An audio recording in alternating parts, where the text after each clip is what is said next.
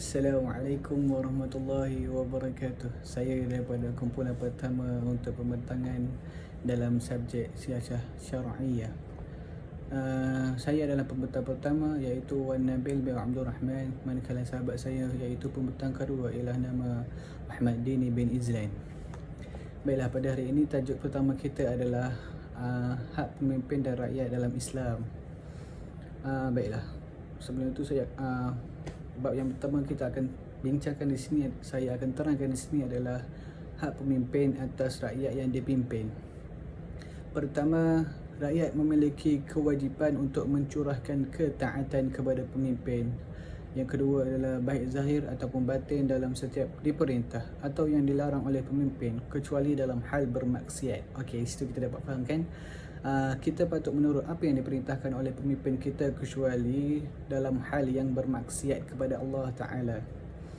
Allah Ta'ala berfirman yang bermaksud, wahai orang-orang yang beriman, taatlah kalian kepada Allah, taatlah kalian kepada Rasul dan ulul amri di antara kalian. Baiklah, maksud ulul amri di sini adalah ketua. Jika pemimpin memerintahkan hal maksiat, maka tidak ada ketaatan terhadap makhluk dalam bermaksiat kepada Sang Pencipta. Baik, di sini kita dapat tahu, okey. Contoh, kalau contoh pemimpin tu suruh kita solat, kita patut ikut. Sebab okey, contoh solat ni memang dah wajib kan. Contoh yang lain, contoh pemimpin tu menyuruh kita untuk bermaksiat. Contoh maksiat macam berzina, ataupun contoh pemimpin tu suruh kita mencuri ke apa semua kan. Okey, benda tu kita tak boleh ikut walaupun benda tu disuruh oleh pemimpin kita sendiri. Okey. Lepas tu yang kedua adalah memberikan nasihat kepada pemimpin. Okey, memberikan nasihat kepada pemimpin ni adalah untuk rakyat kepada pemimpin. Kira contoh, sebab pemimpin ni kita sendiri yang pilih, dan kalau pemimpin ni melakukan kesalahan, kita mestilah memberikan nasihat, tetapi dengan cara dan adab yang baik. Kita kena beradab dengan cara yang baik. Contoh, kalau pemimpin tu melakukan kesilapan ataupun kesalahan, kita mestilah menegurnya dengan baik dan berhemah. Rasulullah SAW bersabda yang bermaksud agama adalah nasihat. Kemudian para sahabat bertanya, untuk siapakah wahai Rasulullah? Rasulullah SAW menjawab, untuk Allah, kitabnya, Rasulnya, para pemimpin kaum muslimin dan masyarakat pada umumnya. Yang ketiga adalah jihad bersama mereka. Kita patut mengikut pemimpin kita untuk berjihad. Berjihad contohnya memerangi musuh ataupun melindungi negara sendiri. Yang selain itu adalah solat di belakang mereka, kerana pemimpin zaman dahulu adalah juga imam solat. Okey, contoh di sini adalah pemimpin ni. Kalau contoh pemimpin ni, pada zaman dahulu pemimpin ni disebabkan oleh dia pemimpin, dia jadi kena memerintah. Jadi dia kena memimpin setiap perkara yang berlaku.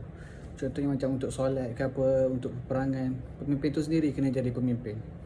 Lepas tu menunaikan sedekah bersama, berhaji bersama mereka. Sebab pada zaman dulu rakyat kena ikut untuk pemimpin berhaji.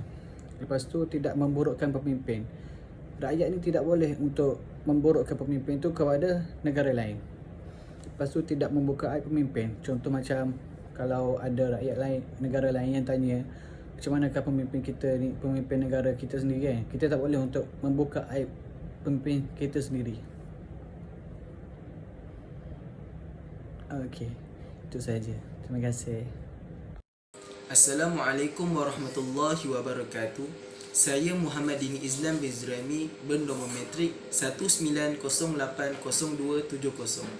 InsyaAllah pada hari ini saya akan menerangkan tajuk hak-hak persamaan pemimpin dan masyarakat dalam Islam. 3. Saya akan menerangkan hak-hak masyarakat menurut siasah syariah. Dalam sebuah negara Islam, masyarakat mempunyai hak-hak tertentu dalam pelbagai aspek, seperti hak untuk mendapatkan keadilan, persamaan, kebebasan dan lain-lain. Saya akan menerangkan hak keadilan dalam Islam. Para ulama meletakkan prinsip utama yang perlu ada bagi sesebuah kerajaan Islam ialah bersifat adil. Dalam surah An-Nisa ayat 58, A'udzu billahi minasyaitonir rajim. Innallaha ya'murukum an tu'addul amanati ila ahliha wa idza hakamtum bainan nasi an tahkumu bil 'adl. Innallaha ni'ma ya'idukum bih. Innallaha sami'an basira. Seterusnya saya akan menerangkan kebebasan dalam Islam. Sistem politik Islam memberikan kebebasan kepada individu dan menganggapnya sebagai kehormatan manusia. Contohnya, kebebasan peribadi, kebebasan bersuara, kebebasan beragama, kebebasan hak milik dan kebebasan berpolitik. Seterusnya, saya akan menerangkan hak-hak persamaan. Persamaan merupakan prinsip utama dalam sistem politik Islam bagi menjamin wujudnya keadilan. Ia menjadi prasyarat bagi keadilan yang tidak akan sempurna di dalam negara Islam jika sekiranya kerajaan tidak mengamalkan konsep persamaan di kalangan rakyatnya. Jadi, saya akan menerangkan dengan tanggungjawab. Sekarang, saya akan menerangkan tanggungjawab masyarakat menurut siasat syariah. Antara masyarakat terhadap pemerintah berlandaskan Islam ialah: yang pertama, memberikan taat setia kepada pemerintah. Yang kedua, bekerjasama dengan para pemimpin untuk melaksanakan tanggungjawab keagamaan dan mempertahankan negara dari ancaman musuh. Yang ketiga, bertanggungjawab melaksanakan dasar dan menyokong program-program pemerintah yang tidak bercanggah dengan Islam. Yang keempat, menunaikan hak-hak kewangan kepada negara. Yang kelima, melaksanakan al-amri al-ma'mur an-nahi al-munkar. Baiklah, kesimpulan yang kita dapat daripada pembentangan ini adalah siasah syariah merupakan sistem politik Islam yang membabitkan hubungan rakyat dan pemimpin berpandukan sumber hukum dan kaedah ijtihad.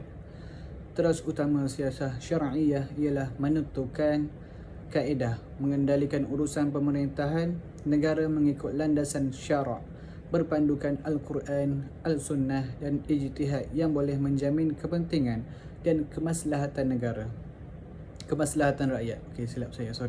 Dalam sesebuah negara Islam, masyarakat mempunyai hak-hak tertentu dalam pelbagai aspek seperti hak-hak politik, hak sivil dan hak-hak kemanusiaan. Masyarakat juga berhak untuk mendapatkan kebebasan dan keadilan dari pihak pemerintah. Selain hak itu, masyarakat juga mempunyai tanggungjawab terhadap pemerintah. Di antara tanggungjawab masyarakat ialah menyokong, mentaati dan membantu pemerintah dalam perkara-perkara yang selaras dengan hukum syariah. Dalam perkara-perkara yang selaras dengan hukum syariah. Silap saja.